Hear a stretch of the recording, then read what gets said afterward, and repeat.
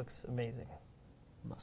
Mustache you some questions. Oh, you mustache me? I think we're on. Oh, I actually, oops, I'm watching. You're watching us. I'm watching us on accident. Dumb. Yes. All right. So That today we're going to be talking about some dehydration, but maybe a little bit different than what you covered. If you haven't watched his video, he did a standalone video on, what was it? It's like dehydration. Yeah, water. When water is good, but you need a little bit more when you're sweating. Yeah. So. About and hot. Yeah. Electrolytes and how to not die. Yeah. Dying is. Don't die. Don't die. Don't die.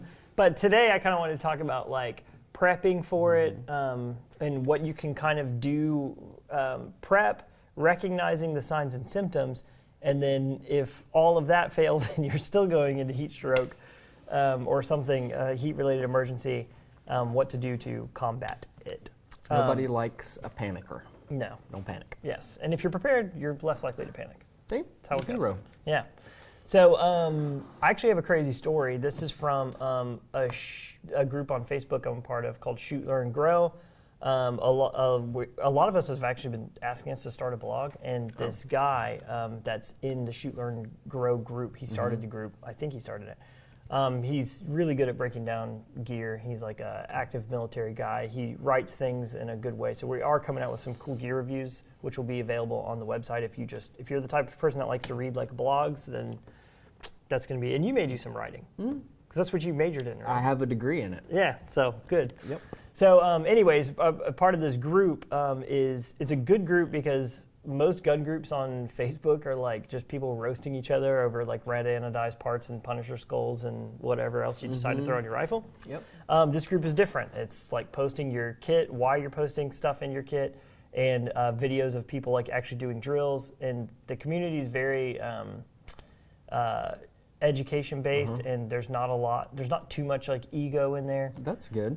So it's good. Sounds useful. Yeah, it is. And It's a good group. life. It's shoot, Cool. learn, grow. Cool. Is the name of the Facebook group. I highly encourage if you're the type of guy that's just kind of over people just being dumb on Facebook and you actually want to learn something, go to that group. There's not too many members. There's like maybe 1,000. Cool. But anyway, so inside of the group, I don't think they'll mind me sharing this. I think it's a public group, so it shouldn't. But basically, so this is this guy's story, and you don't know anything about this, but I kind of don't know anything. Let's kind of like break this down. But I know everything. Okay. So it says, okay, so this is the story. So I was in a 2-gun local match last month. It was a sad and almost tragic. Our squad buddy almost didn't make it. Good thing is there are 2 in our squad that know CPR and first aid thing. So I'm reading this word for word. So I just realized that first aid training is equally as important as shooting and drill trainings, hence why we're doing what we're doing. What? Yes. Our buddy suddenly knocked out and fell to the ground. He looks like he's having a seizure, but we all think it might be heat of Florida summer. He lost consciousness, turned pale blue, blood coming out from nose and mouth, literally died twice for almost 2 minutes, that he lost his pulse and did not breathe. Thank God he's okay that time, and EMT made it on time. He's now recovering. Just a reminder, folks, we love to shoot in the open, but please stay hydrated, listen to your body. If you need to rest under the shade, especially in the summer, take care of y'all, have fun with our pew life. So this is the picture of the guy. Yes. We don't have it for the screen. Oh, yeah. But he's laying down. You got a lot of EMT equipment sprawled out like a EMS bomb went off. That's what a good scene should look like. Yes and no. Yes and no. Yes and no. So, Yep. so I kind of wanted to talk about that as this Wednesday, we're in Georgia. This Wednesday is going to be 100 degrees, just real temp. It was like that last week. Yeah, 108. We had 4 or 5 days with the heat index greater than 100 degrees. Already. Yeah. We're in June. And the problem, too, is the humidity is like you can swim in the air. It's just like takes it out of you. It's miserable. And you said you've been running a lot of Oh, yeah. So last shift, I worked on Saturday. We ran 18 calls. And I think I had 3 or 4 heat emergencies. So we have one girl that hadn't had anything to drink in, I think, 2 days. So I don't know if anybody else has ever tried to get an IV on somebody that has had no fluid intake for 2 days, but it's nigh impossible. Yeah. So we just gave her some water to drink out of our cooler, kept her in the sun, but she had all the signs and symptoms of a heat stroke. Yeah. She was young too. She's like 24. So this stuff, Man. it will get you. The problem with when you're younger is your body compensates better, meaning if you have a problem going on, your body will kind of fix it in a way so that you can keep functioning, whereas when you're older, your body does not compensate as well. Little kids are notorious for compensating really, really well, and then they just nosedive really, really fast. Adults, and the older you get, the more gradual your decline will be as far as if you're sick or you're dehydrated, all of that stuff. Anyway, so the problem is younger people, they'll just kind of keep going because they feel like, no, I'm good, fine, I'm all right, I'm good to go, bro. I'm not a quitter. And I don't need water. It's not quitting, it's taking care of yourself so you don't die.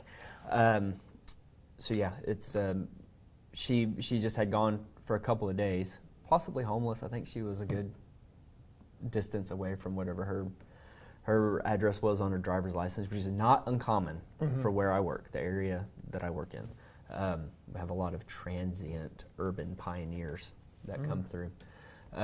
So she probably was just like, no, I'm good, I'm good, I'm good. And then, I mean, she was probably a couple hours from dying. She had passed out walking down the road. Her skin was, her extremities were cold, right? We were in a parking lot at 2 in the afternoon. Yeah. Your extremities not should good. not be cold to the touch, Yeah. right? So she had the signs of a heat stroke, which is what kills people, which is probably what happened to that guy. He probably just delayed the signs, had a right-sided myocardial infarction because he was low on fluid, heart went out, and he died, went into cardiac arrest. So seen that many times too. Yeah, one thing they said like he fell over, and they said one of the things he had was like blood coming out of his nose and mouth. I haven't seen that in a heat stroke. I've never seen somebody actually bleeding. I was thinking maybe he hit his face. Could have. That's what I was thinking. Could have. But yeah, if he fell over, it's a possibility. Just I've never seen somebody get something. so bad that they just blood starts coming out. It too, his blood pressure, for whatever reason, could have skyrocketed. Yep, too. you're right. He Yep, could I have, didn't think about that. could have busted vessels in his nose or mouth. Yep, or, I didn't think about that. There's not necessarily any way to tell. Yeah. So I had my own personal experience, like, you know, we're both firefighters. Heat is obviously a heavy topic in anything we do, whether it be in fire, whether it be training. Emergencies don't care how hot it is outside. And you will notice that if you are not even responding to an emergency as a first responder, if something happens and you haven't prepped and you're not staying hydrated, your adrenaline's going to kick in, you're going to go, you're going to do, whether it be a car wreck or whatever, you're putting yourself at a greater risk. I think you touched on this. Yeah, you're like, if you're dehydrated and you get in a car wreck or some kind of traumatic blood loss, like you're going to die a lot quicker. You are so far behind the 8 ball at that point. Yeah. So having sufficient volume inside your vascular system, right, meaning you have enough blood volume to take up all that space, is like rule number 1. That's one of the first things we try to fix. Make sure you're breathing, make sure you have blood, fluid in your system. So, you know, the 3 things I kind of wanted to cover is, like I said, prep, and then how to recognize the signs to prevent it even further, and then how to deal with the emergency. So prepping, easy. I'm doing it right now. Like, drink water throughout the day. Like, get one of the gallon jugs of water, monitor your water intake. That should just be a normal, like, we're all adults here, right? Like, well, you should drink water. I need more water. Yeah, you drink your water. I'm going to drink more I'm coffee. done with this one. Yeah, there's water and coffee. It's liquid, right? It's liquid, yeah. Drink water throughout the day. On days that it's going to be really hot, especially like this week, maybe just add a Gatorade into your morning routine. Like drink all your water, do whatever, do your breakfast, your cup of coffee or whatever. Drink Gatorade and then keep drinking water. That's just something, it's so easy to do, and it's basically free. Basically. Just takes a little bit of Unless your you're time. buying Gatorade, then it's not free. Then it's not free. But water should be fine. And keep in mind the dehydration, like you can't just like, oh, I'm going to hydrate for today. Like you hydrate the day before, not the day after. If you're like feeling, it's going to help. Like if you're feeling bad and you chug a bunch of water, it's going to help. But like the amount of water you drink the day before. So if you just went on like a rager at the brewery and chugged like 18 beers and then drank coffee all morning and then didn't drink any water all day yesterday, and then you start feeling bad, and you're like, oh, I'm going to start drinking water now, you're behind the curve. So drink water the day before, especially if you have something planned. If you're going to the shooting range and running with like your squad buddies and you guys are going to do some cool drills or whatever, probably not a good idea to like go out, get drinks together the night before or whatever. Like hydrate, because that's probably what happened to that guy. I mean, it's a good chance. Not the drinking thing, but like just dehydrated. Just dehydration. One thing you got to remember too is when you wake up in the morning, you're dehydrated. Yeah, Off the rip, you start. You start off the rip because you just spent however long you were asleep. You're expelling water out of your system every time you breathe, right? So you wake up in the morning. I mean, the recommendation is 8 to 16 ounces of water first thing in the morning, just to start rehydrating yourself. Yep. And it gets your digestive system going. Like, there's a lot of really good benefits to it. You can research people in the webs and learn more. But you start out dehydrated. If you are hydrated the day before, then it's kind of like your cells are ready to absorb water first thing in the morning. So you will rehydrate faster. Whereas if you are not, it takes you longer because your body's not used to it. Yep. So if you're keeping your body wet with water on the inside, then you'll be better off. Yeah, you're breathing out all the water droplets. What's the first thing you do? Wake up, you go pee a gallon. Yeah. You're just like, drink water. So that's basically prep. As far as like buying things that can help you stay prepared, like I have a water bladder here. You guys have seen my breakdown of my flat pack. This is for like medical emergencies. I'm building my shooter pack now. But it's mostly like preventative care for this, mostly trauma. But some of these scenes, like emergency scenes, if this bag is pretty much purpose built for active shooter scenarios, like multiple victims, like you don't know what time of day this stuff is going to happen. And some of those scenes can go on for a long time, hours and hours and hours. A lot of times, like we had a school shooting or mall shooting or whatever, and then like the news reports, you'll see it's like almost nighttime. And they're like, oh, it happened at like 10 this morning. Those people are still on scene, still working, still doing stuff.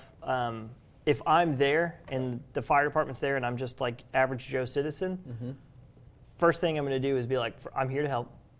You know, like, what do you guys need? It's a big tax on fire departments whenever they're pulling all these resources. Yes. And we hold, even though you may not be under the same medical director, you still hold a national certification. You can still do some functions. Yeah, and you can, no matter your paramedic, I'm advanced EMT, but most trauma is BLS. Absolutely. And you can hand off like advanced stuff to guys that are under medical direction, and you can easily hold direct pressure or do something basic. Yep. But anyways, that's kind of getting off the rails. But anyways, all that to say, you may be sitting there on scene helping for a long time, and what they're going to do is set up a rehab center. Yes. So they're going to have water, they're going to have Gatorade, going to have whatever. I have my own water bladder. I pulled it out of here. There's a water bladder section in here. I could easily fill up and have water in my trauma pack that I'm here, and I'm still here to help or whatever, but I'm still staying hydrated. I keep this empty, and it's just there for that purpose. If for some reason there's a big mass casualty and I'm on scene helping for like hours and hours. Another good example was the country concert shooting in Las Vegas. Las Vegas. Dude was up in the top of the tower just gunning people down. Yeah, one of the deadliest mass shootings we've had ever, I think. But I mean, they're on scene forever. There's so many people to take care of. I mean, there was people pulling people into their beds of their trucks, driving them to the hospital, coming back 2 or 3 times. Yeah. Like, if you are not hydrated and don't have a way to access water to do that, you're going to be whooped. Yep. I mean, absolutely whooped. Picking up 150 plus pound people, loading them in trucks. Carrying them. That's going to be a worse hangover than anything you ever got from a night out drinking. Yeah, plus the adrenaline, plus, I mean, everything. Like, go to the fire department, hey, I'm helping, I'm doing all this stuff. They've got a rehab set up. I just want to fill up my water bladder or whatever if you don't have any water on you. And the fire truck's got to have it on there, assuming they're a competent fire department. Worth their salt in anything. Yes, I'm assuming Las Vegas fire is probably pretty decent. Yeah, they handle. Give them the benefit of the doubt. Yeah, they seem like they handle a lot of stuff, and they work in the desert. Important. So that's an easy thing to do as far as shooting pack goes. A lot of you guys are carrying back panels in your plate carriers while you're training. That's starting to get more into kind of what we do, training with gear on. Your body's not breathing correctly. You're not getting that airflow that you normally get for your sweat to like evaporate and cool you off. It's just sitting there. That's one thing to think about too, is as you sweat, everything gets heavier. So your plate carrier could get a good 1/3 heavier. Yeah, exactly. So think about that when you're picking out your doodads to put on there. Yeah. Sweat factor. Haley, and I feel like I'm should be a Haley rep. I'm just like, Haley Strategic. Their plate carriers have vents on the inside that are channeled for airflow, which is super cool. And it's the Dragonfly logo on the inside. I just think it's cool. The thorax carrier. So that's one way, like you're going out shooting, you're doing whatever, you're going to do some training. We've got a class here, an active shooter, stop the bleed class with Frontline Medical. Plug time. This show's sponsored by Frontline Medical Defense. You've seen him on the show. He packs all of our kits. We still are offering medkits for sale on our website. But honestly, it all just, as soon as you order something, I'm like, send him a text. I'm like, hey, I'm shooting you over this order. Somebody ordered an Expedition pack or a IFAC Elite or like one of these packs. It all goes to him. You can use coupon code DYER10 and get 10% off, which is awesome. It gives us a little kickback. It allows us to keep doing the show. And he's got all sorts of packs. And he actually texted me he's got packs. He's got an Expedition pack, and it's less like mass trauma related and more like I'm hiking. So it's got like SAM splints, ACE bandages, and it's got cold packs. Cold packs. These are important for heat emergencies. That's prep. So let's talk about this, but let's talk about like signs and symptoms. Signs and symptoms. Yeah, like how do you know? Like you're out training and then you start feeling what to where you're like, wait a second. Start feeling crummy. If only there were notes available. Boom, there it is. Well, look at this. Okay, so you got two main things that you're going to think about when it's hot, right? You've got heat exhaustion, heat stroke, and there's also just being hot, right? So just being hot, that's going to be your preliminary. You go outside, you start sweating, and you notice I'm just a little bit tired, and you might start to get the cottonmouth feeling.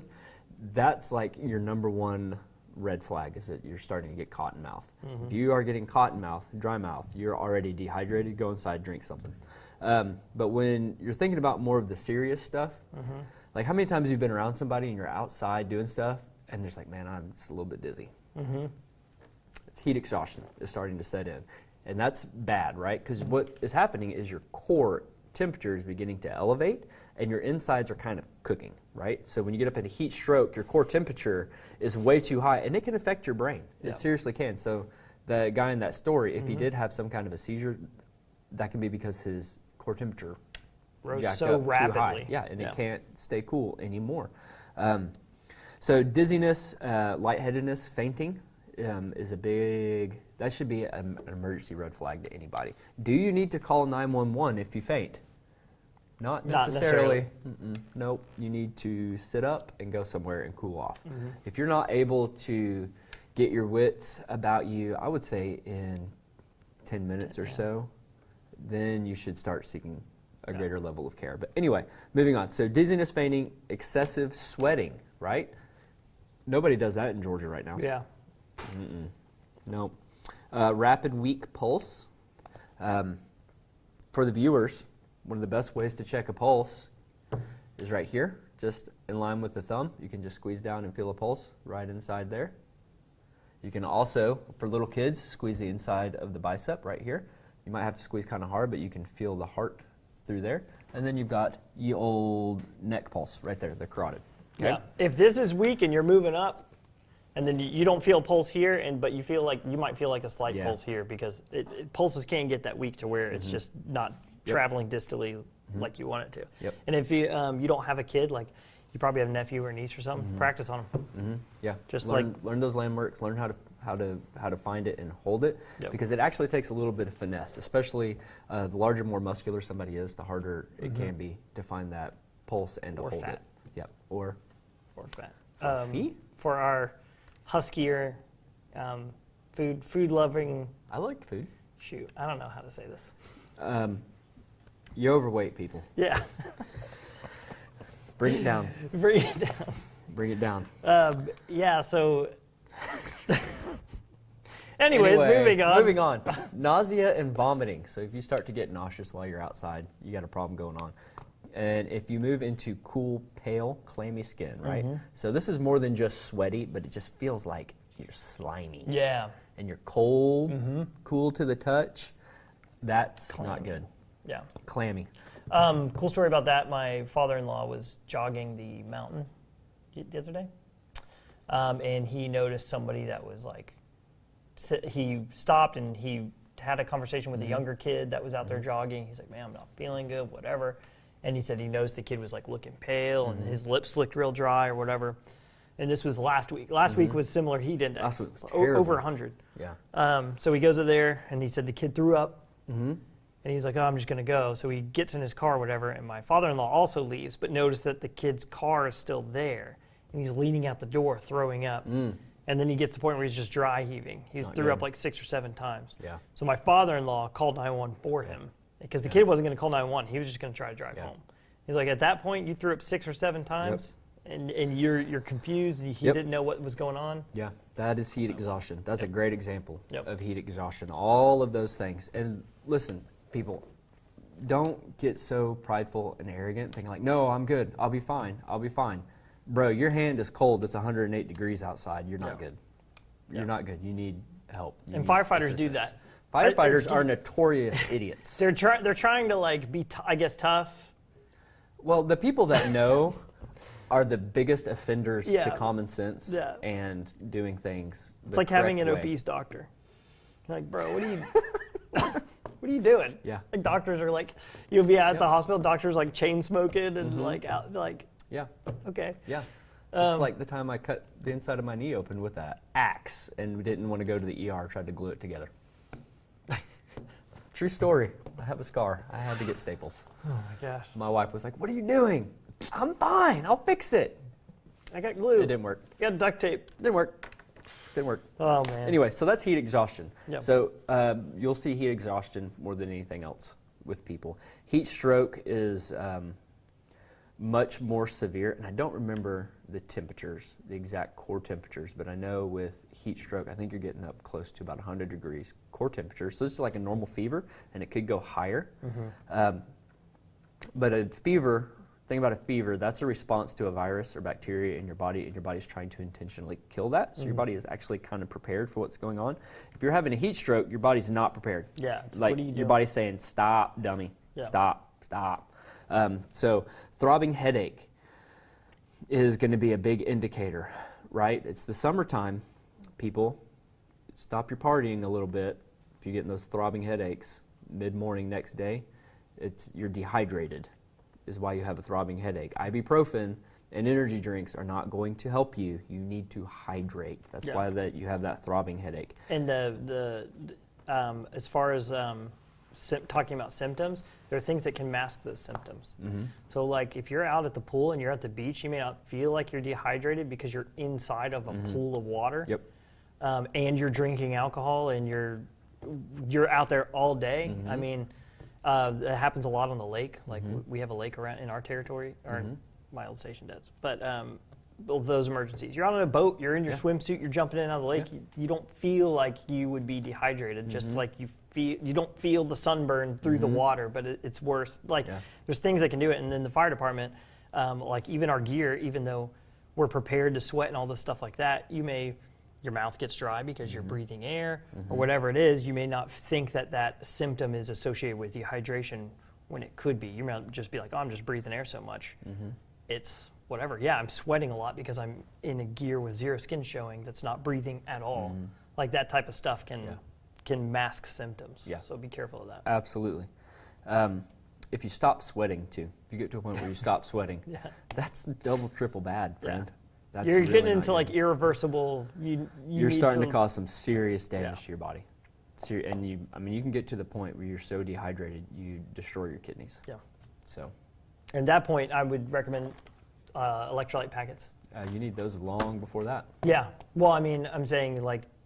If you find yourself that way. If you find yourself that way, start adding electrolytes into your water. One thing you need to do with these, though, right, is whatever the suggested suggested fluid amount is double it. Yeah.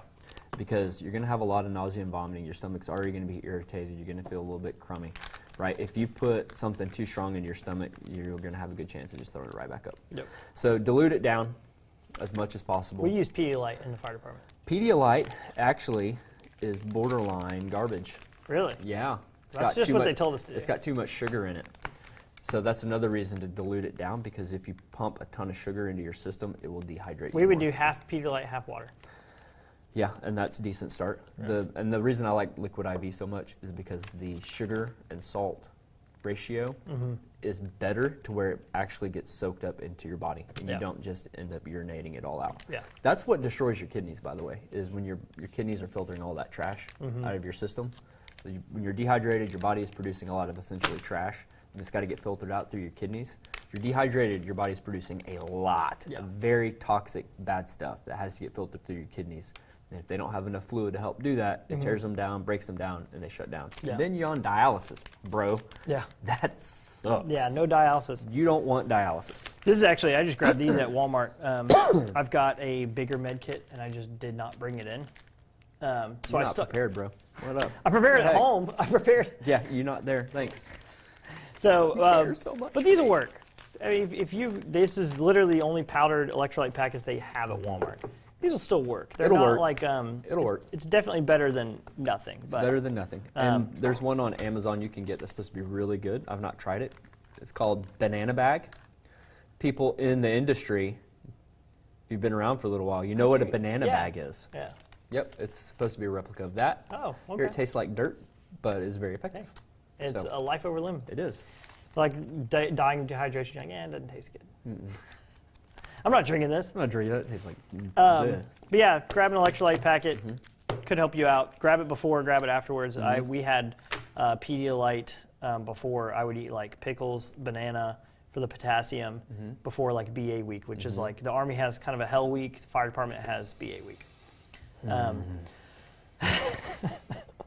It's not nightmares. It's not fun. My department only has 1 day of it. It's only 1 day, but it's brutal. But it is like That's a lot easier than a week. 1 week of that. And we went straight into live fire burns the next week from ours. We did. Our class, they started breaking it up where you had at least 2 weeks in between them. Because we almost lost some people. Yeah, like there was people. There was even on that 1 day we had a guy who just like was walking and they were calling his name, and he just like walked around in a circle and then collapsed. Fell down. It's like went over there, not breathing, whatever. He had to go to the hospital. But so fire department's fun. You guys should sign up. Go do it. It's fun. Come do crazy. Yeah. So my story with that was, we were doing the obstacle course. So the beginning of BA week, they set up this long obstacle course that takes forever to get through. It's basically the smoke diver obstacle course. 21 stations. It takes 12 to 18 minutes. Yeah. Generally, I think. Yeah. And it's brutal. It's the hardest thing. It's the hardest thing I've ever done in my life. The thing that makes it hard, though, is the 30 to 45 minutes of calisthenics in your gear before it. Yes. Yeah. And then you do the obstacle course. Yes. So it's like morning workout, you get there, and this is like the tough guy stuff. So they're not like taking it easy on you. So we did a 5-mile run first. Then we get back, we do, some whatever casual stretches. Then it's push-ups, jumping jacks, whatever. Then it's a bunch of rapid dresses. Of course, they're stressing you out. You can't get your gear on right. They make you redo it. By then, it's 9 o'clock in the morning, 10 o'clock in the morning by the time you wrap all that up. All right, now let's get in gear. Let's start the obstacle course. I'm telling you, it is brutal. So you go through the obstacle course. I'm feeling it like if you look at if this table is a drill yard, there's obstacles around the entire drill yard. I make it from the beginning all the way about 3/4 of the way through. And then I start feeling it. I'm like, I started getting to that just close your eyes, 1 foot in front of the other mentality. I make it through like this axe swinging thing, roof vent simulator thing or whatever, and now it's time to climb up 2 stories into the tower on this ladder. And every heartbeat I see spots. I'm like, the throbbing headache, the whatever, but there's only, maybe the last obstacle. No, you go down and do a tire hit, and then you're done.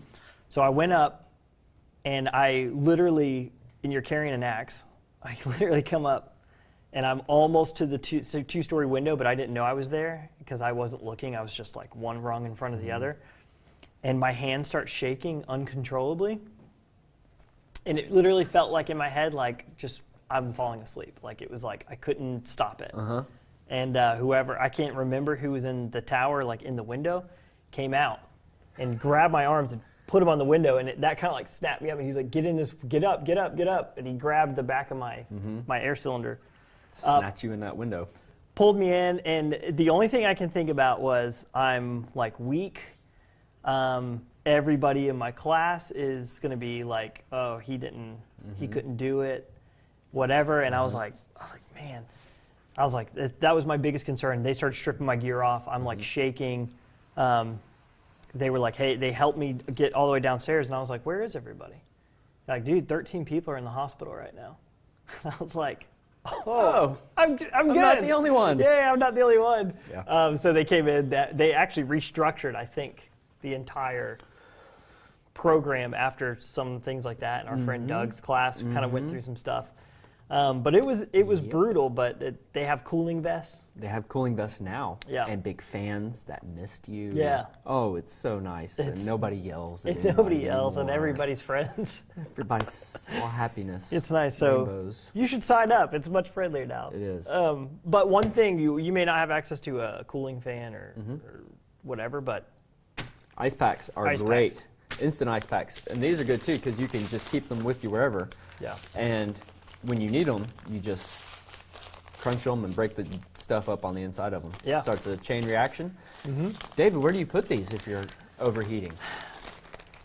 There. Where else? Armpits and neck. And neck. You can do neck. That's it. That's kind of common knowledge, I feel like. I think most people do know that your neck, armpits, and groin You do would that. think. You would think.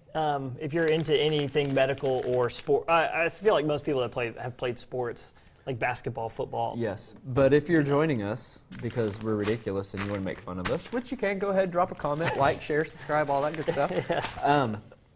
You would be surprised, though, how many people don't Yeah. actually know that are good people. Yep. They just don't ever think about it. Yeah.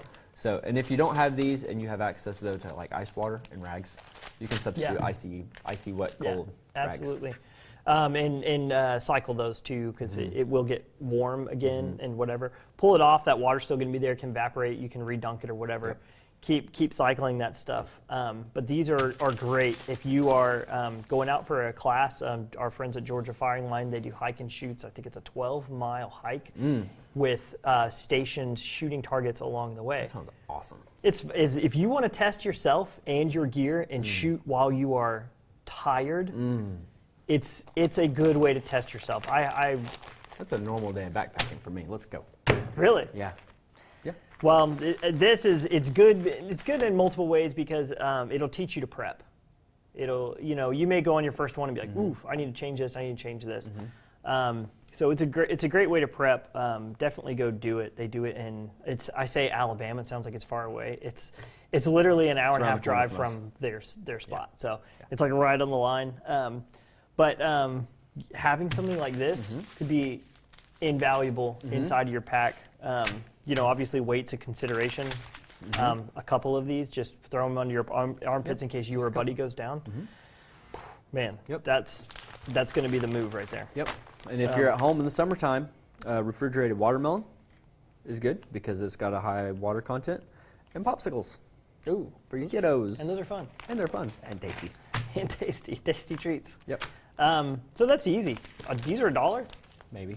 So you're talking like $1 for electrolyte packets and $1 for these and just free water that water that you just drink throughout the day before. You can really prep yourself before. You can be prepared to recognize the signs and symptoms before things get really bad. And you can deal with a heat-related emergency as best you can. Yeah. I mean, somebody like me and you are like, I could start an IV on somebody. So advanced. I've got the stuff to do it. So advanced level right here at the table. So much knowledge. So much knowledge. That's what I would do. Hey, if it was like my wife, I'm going to go ahead and run a bag on her. Yeah, maybe. I could do that. I'm going to do it. She's gonna be like, "Hey, I feel lightheaded. I'm gonna go and start." Yeah. But it's cheap, easy to do, and the knowledge could save somebody's life, or at least save them from irreversible damage to their body for not a lot of money. And then you start looking cool. People are like, "Oh, dude, that guy showed up." You gotta look cool. You gotta have cool points. You gotta look cool. So, right. So then you need to go home and work on your like awesome IV popping skills, so you can launch that cap. Yeah. Make sure you flex when you do it. I said in my last video, I said, don't ever do IVs on people. It's not legal. It's not. I'm not telling you what to do. I'm just telling you to look cool when you do it. Yeah, that's true. That's all. You can do anything you want. Cool once. points. Yeah. Yeah. Anything else we want to add? Oh, if you or somebody you know is starting to overheat, get out of the sun. Go somewhere cool. Inside of a car with the AC running, or shade, or inside your house. Yeah. Should go without saying, but again, people, if you're not thinking about it, preparing, you got a high possibility of vapor locking. Yeah. Don't leave your loved one in the sun to bake. Yeah, that's true. I've run like sports related calls or whatever, like people on the football field collapse. We don't know what happened. Okay, well, he's overheated. He's laying in the sun and still in the sun. In his shade full over gear. here, 10 minutes away. Yeah. It's like, come on, people.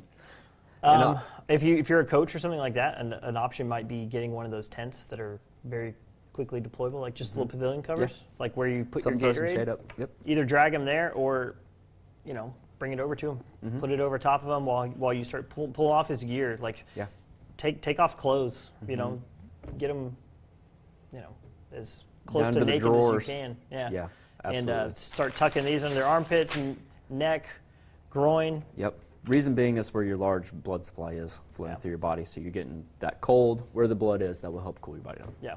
So, easy to do. Yeah. Pretty easy day. Yeah. Unfortunately, I feel like we have to say this.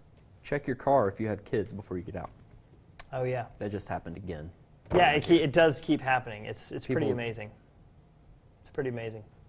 I don't know how you're that unaware of anything in your life. Yeah. But please, please, don't bake your children. Don't. Your car will go from 96 to 140 degrees in all of about 7 minutes. Yeah.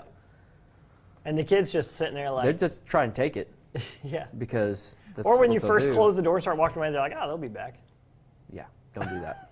It's like, we've had that type of stuff before, and it's not a fun call to run, but No, it's not. heat is no joke, and it's coming up fast. All you have to do is watch the news right now, and it's a giant purple blob over us right here in the South. So, Well, yeah. so, anyways, that's about all I needed to cover. Okay. You have anything else? Don't die. Don't die. Stay hydrated. Stay out of the sun. Yeah. Yeah. Our kids right now, we give them 15 or 20 minutes outside when it's the hottest part of the day, and that's it. Because they just will tank after that. So Yeah. keep an eye on your kids, because they're kids. They Yeah. don't have any true sense of reality in what's They're not going gonna on, tell so you. They really won't. So that's all, I guess. Cool. Anything else? Any other? No, I do want to go over in a future Medic Monday. We talked about doing pediatric stuff because that's very important. Because it's a competent adult can even without any medical training, get like out of pure reaction, put direct pressure on something. Kids, they don't. They don't.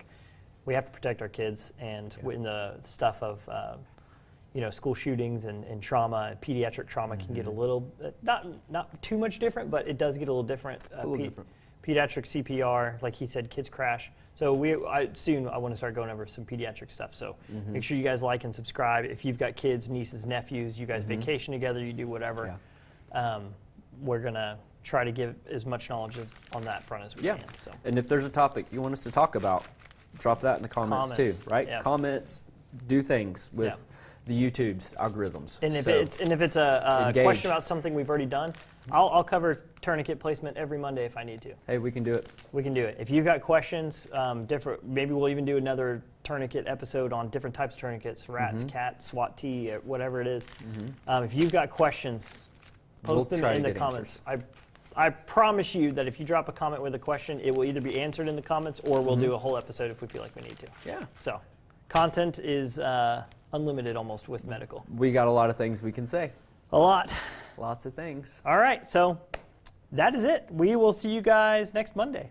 Next Monday? Wait, mind shift? David's covering next Monday. Yeah, we're on shift next. Yeah. So next Monday will be David from Frontline Medical. He's the one that does the kits and everything. Again, Frontline Medical, Dyer 10 is your coupon code. David Miller will be here. I don't know what he's covering. He gets to run the show however he wants to. He's extremely knowledgeable, and he's a very good resource to have. So you guys will see David Miller next Monday. Not us. All right. We'll see you guys. Goodbye. Bye.